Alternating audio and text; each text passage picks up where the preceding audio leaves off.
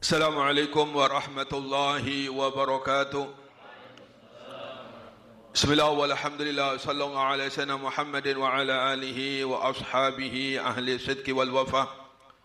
Allahumma salli ala nuril anwar wa sirril asrar wa tiryaqil aghyar wa miftahi babil yasar Sayyidina wa maulana Muhammadin al-mukhtar wa alihi al-adhar wa ashabil akhyar عدد نعم الله وإفضال اللهم صل على سيدنا محمد قمر الوجود في هذا اليوم وفي كل يوم وفي اليوم الموعود سرا وجهرا في الدنيا والأخرى وعلى آله وصحبه وبارك وسلم لا حول ولا قوة إلا بالله أما بعد قال المؤلف رحمه الله تعالى ونفعنا به وبعلومه في الدارين آمين يا رب العالمين.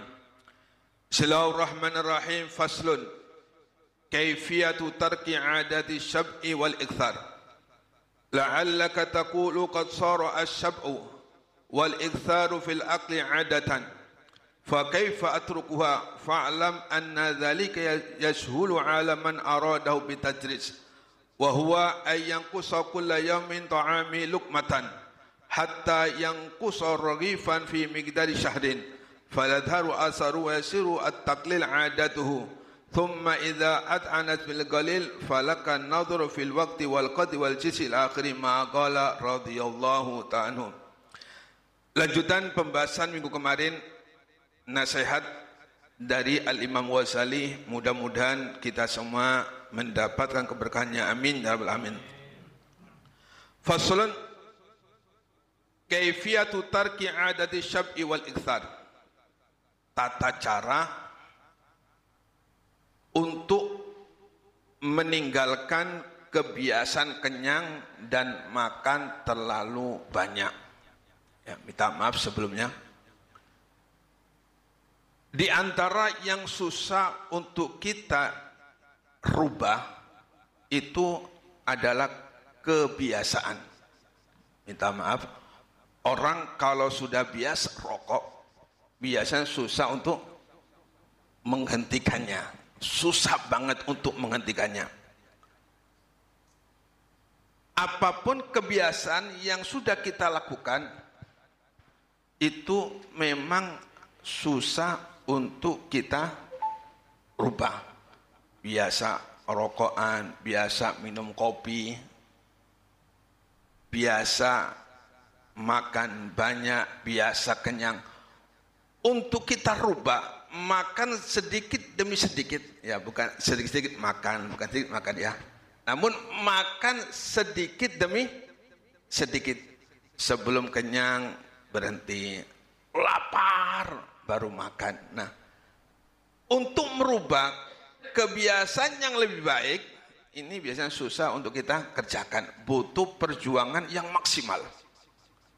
Begitu pula sesuatu yang susah kita istiqomahkan itu biasanya berbagai amal-amal kebaikan. Makanya orang yang ditakdir oleh Allah Subhanahu wa taala untuk bisa istiqomah, tanda-tanda orang yang mempunyai kedudukan di sisi Allah Subhanahu wa taala. Makanya Allah Subhanahu wa taala berfirman, "Innal ladzina qalu rabbunallah tsumma istaqamu tatanazzalu 'alail malaika alla takhafu wa la tahzanu." Ini ayat merupakan penjelasan dari Allah Subhanahu wa taala. Orang-orang yang diangkat oleh Allah Subhanahu wa taala menjadi orang yang tidak ada rasa takut sedikit pun, tidak ada rasa sedih sedikit pun, selalu gembira, adalah kuncinya berada dalam istiqomah. Makanya Allah katakan alladzina qalu rabbuna Allah. Orang-orang yang mengaku Allah Tuhan kami. Padahal sama dengan kita. Kita pun mengatakan Allah Tuhan kami. Bedanya kita dengan mereka jauh sekali. Kalau mereka selalu istiqomah Allah Tuhannya. Kalau sudah mengatakan Allah Tuhannya, berarti kita ini seorang hamba. Seorang hamba nggak punya apa-apa. Bahkan gerak yang kita gerakkan untuk kebaikan, berzikir kepada Allah Subhanahu wa taala, membaca Al-Qur'an, salat 5 waktu, bangun malam, tahajud, salat duha, ini merupakan pertolongan dari Allah Subhanahu wa taala. Namun sering sekali kita lalai. Sering sekali kita lupa. Ketika kita diberikan hidayah oleh Allah Subhanahu wa taala, ketika kita diberikan kekuatan Allah Subhanahu wa taala untuk banyak ibadah, biasanya di dalam hatinya ada merasa akunya. Kalau sudah merasa aku, berarti dia sudah mengambil haknya Allah Subhanahu wa taala. Kalau sudah mengambil haknya Allah Subhanahu wa taala, berarti dia enggak istiqomah. Enggak istiqomah bahwasanya Allah Subhanahu wa taala Tuhannya. Kadang-kadang ujub, bangga diri, kadang-kadang meremehkan orang lain. Meremehkan orang lain ini sifatnya Tuhan. Siapa yang meremehkan orang lain, berarti dia enggak istiqomah mengakui Allah Tuhannya. Kenapa? Karena seorang hamba tidak berhak untuk memvonis siapapun di antara kita. Walaupun kita lihat orang itu banyak maksiat kepada Allah Subhanahu wa taala, walaupun orang itu kita lihat melampaui batas dalam perbuatannya maksiat kepada Allah Subhanahu wa taala, tetap kita enggak boleh memvonis. Yang berhak untuk memvonis adalah Allah Subhanahu wa taala. Kewajiban kita ketika kita melihat saudara kita melampaui batas dalam perbuatan maksiat, kewajiban kita adalah mendoakan mudah-mudahan dia diberikan hidayah oleh Allah Subhanahu wa taala. Ini tugas kita. Ya, kalau kita memvonis itu namanya tugasnya Allah Subhanahu wa taala. Seorang hamba enggak memiliki apa-apa. Ketika diberikan kelebihan ilmu oleh Allah Subhanahu wa taala, merasa paling alim. Merasa paling alim ini hanya Allah Subhanahu wa taala. Kalau ada seseorang merasa lebih alim, berarti dia sudah mengambil haknya Allah Subhanahu wa taala. Nah, bedanya kita dengan mereka, orang-orang yang diangkat menjadi kekasihnya, yaitu mereka istiqomah. Sedangkan kita ini enggak istiqomah. Kadang-kadang kedudukan kita menjadi Tuhan, kadang-kadang menjadi hamba, kadang-kadang menjadi Tuhan, kadang-kadang menjadi hamba.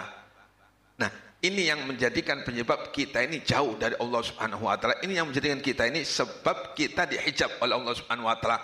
Makanya hati ini kunci utama untuk makrifat kepada Allah Subhanahu wa taala, dan di antaranya pintu untuk mendapatkan makrifat, kata Al-Imam Ghazali, yaitu jangan terlalu kenyang. Kata Al-Imam Ghazali, jangan terlalu kenyang. Nah, kemudian kata beliau, la'allaka taqulu, kata Imam Ghazali, mungkin kalian akan mengatakan. Nah, ini Imam Ghazali seorang filosofi yang sangat luar biasa. Kata Imam Ghazali, la'allaka taqulu, mungkin saja engkau akan mengatakan, qad sara as-sab wal iksar fil aqli adatan, sungguh telah menjadi kebiasaan bahwasanya selalu kenyang dan memperbanyak makan itu menjadi kebiasaan. Ya, kata Al-Ghazali, seandainya ada orang mengatakan bahwasanya telah menjadi kebiasaan, yaitu kenyang dan memperbanyak makan. Fa kaifa atrukuha? Bagaimana mungkin kita akan meninggalkan kenyang dan memperbanyak makan? Maksudnya ini enggak bakalan bisa untuk meninggalkan kebiasaan selalu kenyang dan memperbanyak makan. Dan ini memang terjadi terhadap diri kita. Buktinya, minta maaf lah, kalau kita puasa sore sudah bingung cari buka, pembalasan atas kelaparan yang di waktu siang tadi. Nah, berarti tugas kita untuk mematikan nafsu belum bisa. Padahal tugas kita puasa itu adalah bagaimana caranya untuk bisa menundukkan hawa nafsu. Ketika nafsu pengennya makan, itu saatnya untuk kita potong. Jangan sampai kita ngikutin hawa nafsu itu. Nah, tetapi sungguh luar biasa nafsu ini. Ketika datang waktu maghrib, ini pembalasan. Tadinya kelaparan, langsung pembalasan makan sebanyak. Nah, katanya Imam Ghazali bertanya pada dirinya, seandainya ada yang bertanya, bagaimana mungkin kita bisa meninggalkan kenyang dan memperbanyak makan, padahal hal itu sudah menjadi kebiasaan. Nah, kata Imam Ghazali, fa'lam, ketahuilah, anna dzalika yashulu ala man arada bitajlis. Hal itu mudah. Ya, semua itu memang datangnya dari niat. Ya, Ustaz Usti, apa kabar? Jadi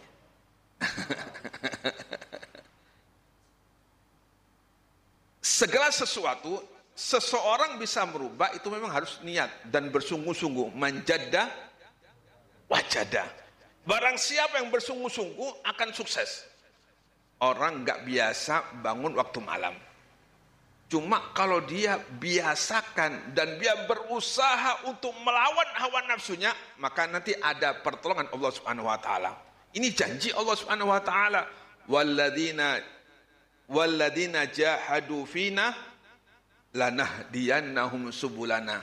Siapa yang bersungguh-sungguh jalanku, kata Allah Subhanahu wa taala, pasti diberi pertolongan. Kita kan enggak, minta maaf, malas bangun tidur, minta maaf lah, ini saya sendiri.